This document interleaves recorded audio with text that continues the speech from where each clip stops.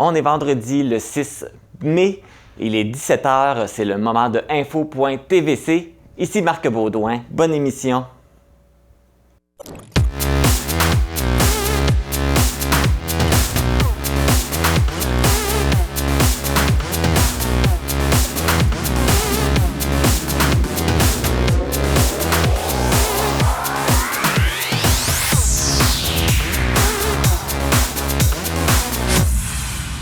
Bonjour à tous et à toutes et bienvenue à cette première édition de info.tvc du mois de mai.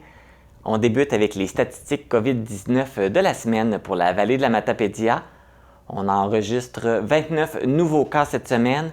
On est rendu à un total de 1749 cas depuis le début de la pandémie et présentement, 61 cas sont toujours actifs. Le directeur national de la santé publique du Québec par intérim, le Dr Luc Boileau, a confirmé un peu plus tôt cette semaine la fin du port du masque obligatoire dans la majorité des espaces publics à compter du 14 mai. Par contre, il sera maintenu dans les transports en commun, dans les établissements de santé, les cliniques médicales et dans les CHSLD, ou lorsque nous sommes en présence de personnes vulnérables. Il recommande tout de même aux Québécois de continuer de porter le masque dans les lieux publics et demande le respect envers ceux qui continueront de le porter. Les personnes qui contracteront la COVID-19 auront la responsabilité de faire des tests rapides et de porter un masque en public pendant au moins 10 jours, soit la durée pendant laquelle la maladie demeure contagieuse. La 6e vague de COVID-19 aurait été particulièrement dévastatrice dans la région du Bas-Saint-Laurent. Au cours du mois d'avril, un nombre record de décès a été enregistré. Selon les données du Centre intégré de santé et de services sociaux du Bas-Saint-Laurent, pas moins de 44 personnes ont perdu la vie après avoir contracté la COVID-19. Ce nombre représente plus du double des statistiques recensées sur le territoire en janvier et en février, alors que la région enregistrait un bilan de 19 décès. L'auberge Ma Cabane en Gaspésie à Saint-Paul a été la proie des flammes. L'incendie qui a rasé le bâtiment aurait pris naissance mercredi vers 17h15. Une vingtaine de pompiers des services incendie de Matane ainsi que de la Matapédia, secteur Sébec, ont été dépêchés sur place. Après s'être attaqués à l'incendie, les pompiers ont dû se résoudre à faire appel à une pelle mécanique vers 21h pour étouffer ce qui restait du brasier. La cause exacte de l'incendie n'a toujours pas été identifiée, mais les dommages sont estimés à plus d'1 million de dollars. Il n'y avait personne à l'intérieur du bâtiment lors de l'incendie et l'érablière n'a pas été affectée. La ville d'Amqui informe les usagers de la fermeture temporaire de la nouvelle passerelle J-Napoléon-Pérusse dans le but de finaliser les travaux. Celle-ci sera inaccessible à compter du lundi 9 mai et ce pour quelques semaines. Les usagers sont invités à utiliser la rue du Pont ou le pont couvert Beau Séjour dans le parc Pierre et Maurice Gagné pour leur déplacement et à respecter la signalisation en place. Le coroner Jean-Pierre Chamberlain a rendu public son rapport concernant l'accident du 5 août 2021 à l'intersection de la route du Lac-Pitre et de la route 132 à Lac-aux-Saumons et qui a coûté la vie à 3 personnes, soit Pierre-Paul Turcotte, 84 ans, Kevin Turcotte, 37 ans et Nathan Ouellette, 5 ans. Le rapport précise que la visibilité était bonne le jour de l'accident, que l'asphalte était sec et en bon état et que la densité de la circulation était forte. L'inspection mécanique des 2 véhicules impliqués dans l'accident n'a révélé aucune défectuosité ou anomalie qui aurait pu contribuer au drame. Selon les constatations du coroner, 3 scénarios possibles sont envisagés, soit que Pierre-Paul Turcotte n'aurait pas effectué son arrêt ou qu'il n'aurait effectué qu'un ralentissement au lieu d'un arrêt complet, ou encore il aurait omis de céder le passage au camion 10 roues après avoir effectué son arrêt. Suite à cet accident, rappelons que plusieurs pistes de solutions avait été proposé lors d'une première rencontre en septembre dernier entre le maire de Lac-aux-Saumons, Gérard Grenier, et le MTQ. Une deuxième rencontre devrait avoir lieu prochainement pour discuter des possibilités qu'on pourrait apporter pour améliorer cette intersection. L'artiste musicien autodidacte Xavier Sénéchal, connu sous le nom d'artiste Gueuse, a récemment fait l'objet d'une capsule vidéo de la Fabrique culturelle, mettant en vedette sa démarche en général et plus particulièrement son travail à la création de pédales d'effets.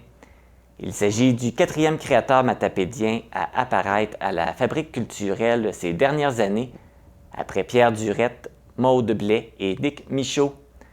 Gueuse a également reçu des bourses du programme de l'Entente territoriale du Bas-Saint-Laurent en 2021, 2019 et 2017. Il est possible de visionner la vidéo à l'adresse qui apparaît à l'écran. La Fondation Jenny Germain, qui a pour mission de venir en aide aux enfants défavorisés de la vallée de la Matapédia, a annoncé qu'elle allait distribuer 2 080 $ en aide alimentaire directe aux enfants dans le besoin. Un montant de 650 $ sera utilisé pour des cartes d'épicerie et de pharmacie, 820 $ pour des ateliers culinaires dans les camps de jour de 13 municipalités afin de lutter contre la pauvreté, 460 $ à Moisson-Rimouski-Neigette et 150 $ à Moisson-Métis. La Fondation tient à remercier la générosité des donateurs qui a rendu possible le versement de ces montants. Le matapédien de 39 ans, Sylvain Vaillancourt, a participé à la 126e édition du Marathon de Boston qui a eu lieu le 18 avril dernier. Pour sa première expérience, l'Amkouyien se dit plus que satisfait de sa performance qu'il a réalisée en 2h47 minutes et 28 secondes. Avant de s'attaquer à l'épreuve de course à pied la plus populaire au monde, Sylvain Vaillancourt avait préalablement complété 2 marathons de 42 km, ce qui lui a permis de se qualifier pour l'événement de Boston, qui réunit les quelques 30 000 meilleurs coureurs au monde. Le 26 avril dernier marquait le 100e anniversaire de Madame Irène Gendron-Rousseau de Saint-Noël. Native de Saint-Damas, elle est l'aînée d'une famille de 11 enfants et à son tour a mis au monde 16 enfants. La centenaire compte 29 petits-enfants, 52 arrière-petits-enfants et est sur le point de devenir pour la deuxième fois arrière-arrière-grand-mère. Le député de Matane-Matapédia, Pascal Bérubé, a également adressé des vœux d'anniversaire à Mme Gendron-Rousseau. Cette dernière s'inscrit parmi les 5 grandes centenaires de la Matapédia, aux côtés de Rosalie Brisson, Simone Castonguay, Louise McNicol et la doyenne Marie-Paul Gaudreau, âgée de 104 ans. Aujourd'hui à l'émission, on vous invite à participer à plusieurs événements qui auront lieu dans les prochains jours, prochaines semaines et même prochains mois. Le 14 mai prochain se déroulera le Vélo Bazar à l'Aréna d'Amkoui. Francis Saint-Laurent, coordonnateur de la Véloroute des Jardins de la Matapédia, nous explique comment procéder si vous avez des vélos et du matériel à vendre.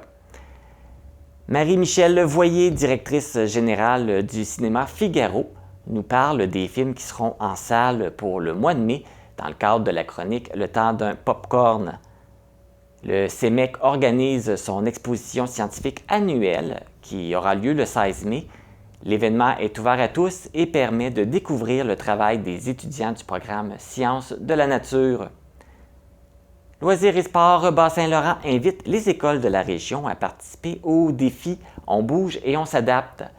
L'objectif de cette activité se veut de sensibiliser les élèves aux défis que rencontrent les personnes ayant une limitation physique. La très attendue Fête des guitares aura lieu du 17 au 9 juillet. Le comité organisateur est heureux d'annoncer la contribution financière de l'entreprise Groupe RPF de Sébec. Des travaux au niveau des infrastructures sportives et récréatives, ainsi qu'au niveau des routes, se dérouleront cet été dans la Matapédia. Pascal Bérubé, député de Matane-Matapédia, nous parle des investissements qui ont été annoncés pour la réalisation de ces travaux.